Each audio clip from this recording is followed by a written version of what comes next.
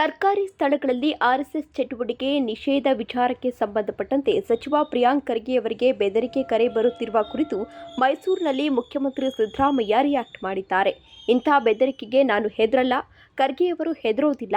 RSS ಚಟುವಟಿಕೆ ನಿಷೇಧದ ಕುರಿತು ತಮಿಳುನಾಡು ಮಾದರಿಯಲ್ಲಿ ಇಲ್ಲಿಯೂ ನಿಷೇಧ ಮಾಡಬೇಕು ಎಂದು ಸಚಿವ ಪ್ರಿಯಾಂಕ್ ಖರ್ಗೆ ಹೇಳಿರುವುದರಲ್ಲಿ ತಪ್ಪೇನಿದೆ ಎಂದು ಪ್ರಶ್ನೆ ಮಾಡಿದ್ದಾರೆ. ಇಂದು ಮೈಸೂರು ಏರ್ಪೋರ್ಟ್ನಲ್ಲಿ ಮಾಧ್ಯಮದವರೊಂದಿಗೆ ಮಾತನಾಡಿ, ತಮಿಳುನಾಡಿನಲ್ಲಿ ಯಾವ ರೀತಿ ನಿಷೇಧ ಹೇರಲಾಗಿದೆ ಎಂಬ ಬಗ್ಗೆ ಮಾಹಿತಿ ತರಿಸುವಂತೆ ಮುಖ್ಯ ಕಾರ್ಯದರ್ಶಿಗಳಿಗೆ ಸೂಚಿಸಲಾಗಿದೆ. ವರದಿ ಬಂದ ನಂತರ ಅದನ್ನು ಪರಿಶೀಲಿಸಲಾಗುವುದು ಎಂದು ತಿಳಿಸಿದ ಅವರು, ದುಷ್ಟಶಕ್ತಿಗಳು ಯಾವಾಗಲೂ ಇಂಥದ್ದೇ ಕೆಲಸ ಮಾಡುವುದು. ಬೆದರಿಕೆಗಳಿಗೆ ಖರ್ಗೆ ಅವರು ಹೆದರೋದಿಲ್ಲ, ನಾನು ಕೂಡ ಹೆದರೋದಿಲ್ಲ. ಪ್ರಿಯಾಂಕ್ ಖರ್ಗೆ ಅವರಿಗೆ ರಕ್ಷಣೆಯನ್ನ ಒದಗಿಸಲಾಗುವುದು ಎಂದು ಸಿಎಂ ಸಿದ್ದರಾಮಯ್ಯ ತಿಳಿಸಿದ್ದಾರೆ. ಜಾಸ್ತಿ ಆಗ್ತಾ ಇದ್ದಾವೆ ಮತ್ತು ಜೊತೆಗೆ ಅವರು ಆಡಿಯೋ ಕೂಡ ರಿಲೀಸ್ ಮಾಡಿದ್ದಾರೆ. ಅವರು ಬೆದರಿಕೆ ಕರೆ ಜಾಸ್ತಿ ಆಗಿದೆ. ಈಗ ಬೆದರಿಕೆ ಕರೆಗಳು ಬರ್ತಾ ಇದ್ದಾವೆ ಅಂತೇಳಿ ನನಗೂ ಹೇಳಿದ ಪ್ರಿಯಾಂಕ್ ಖರ್ಗೆ. ಈಗ ಬೆದರಿಕೆ ಯಾರು ಕೊಡ್ತಾ ಇರೋದು?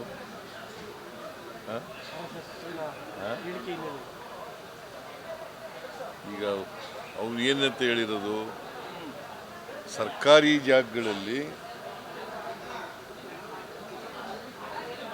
RSS ಶಿಬಿರಗಳನ್ನು ಅಥವಾ ಅವರ ಚಟುವಟಿಕೆಗಳನ್ನು ಮಾಡಬಾರ್ದು ಅಂತ ಹೇಳಿದ್ದಾರೆ.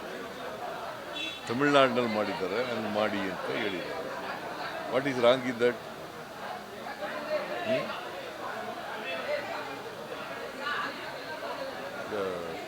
ಸರ್ಕಾರಿ ಜಾಗನ ನೋಡಿ ತಮಿಳುನಾಡಿನದು ಥರ ಕೇಳಿದ್ದೀನಿ ಚೀಫ್ ಸೆಕ್ರೆಟರಿಗೆ.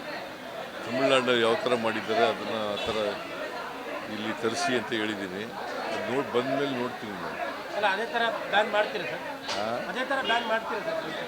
ನಾನು ಬಂದು ನೋಡಬೇಕಲ್ಲ ಮೊದಲು ಯಾವ ಥರ ಮಾಡಿದ್ದಾರೆ ಅಂತ ಗೊತ್ತಿಲ್ಲ ನನಗೆ. ತಮಿಳುನಾಡಿನಲ್ಲಿ ಏನು ಮಾಡಿದ್ದಾರೆ, ಅಲ್ಲಿ ಚೀಫ್ ಮಿನಿಸ್ಟ್ರು, ಅಲ್ಲಿ ಸರ್ಕಾರ, ಅದನ್ನು ನೋಡ್ತೀನಿ. ಇವ್ರಿಗೆ ಪ್ರಿಯಾಂಕ್ ಖರ್ಗೆಗೆ ಏನೇನು ಪ್ರೊಟೆಕ್ಷನ್ ಕೊಡಬೇಕು ಅವೆಲ್ಲ ಕೊಡ್ತೀವಿ. ಒಬ್ಬ ಕ್ಯಾಬಿನೆಟ್ ಬಗ್ಗೆ ಮಿನಿಸ್ಟ್ರಿಗೆ ಬೆದರಿಕೆ ಹಾಕೋ ಲೆವೆಲಿಗೆ ಬಂದಿದೆ. ಈಗ ಈ ದುಷ್ಟಶಕ್ತಿಗಳಿದ್ದಾವಲ್ಲ, ದುಷ್ಟಶಕ್ತಿಗಳು ಯಾವಾಗಲೂ ಇಂಥದೇ ಕೆಲಸ ಮಾಡೋದು. ಅವ್ರ ಬೆದರಿಕೆಗಳಿಗೆಲ್ಲ ಎದುರಲ್ಲ ಇವರು. ಬಟ್ ಆ ಪತ್ರದ ಸೀರಿಯಸ್ ತಗೊಂಡು ಆ ಪತ್ರದ ಸೀರಿಯಸ್ ಅಟೆಂಪ್ಟ್ ಮಾಡ್ತಾ ಇದ್ದಾರೆ. ಯಾವುದು ಆಕ್ಷನ್ ಮಾಡೋ ವಿಚಾರ ನಾನು ಚೀಫ್ ಸೆಕ್ರೆಟರಿಗೆ ಹೇಳಿದ್ದೀನಿ. ತಮಿಳುನಾಡಿನಲ್ಲಿ ಯಾವ ಥರ ಮಾಡಿದ್ದಾರೆ ಅದನ್ನು ತರಿಸಿ ಅದನ್ನು ರಿಪೋರ್ಟ್ ತಗೊಳ್ಳಿ ಅಂತ ಹೇಳಿದ್ದೀನಿ.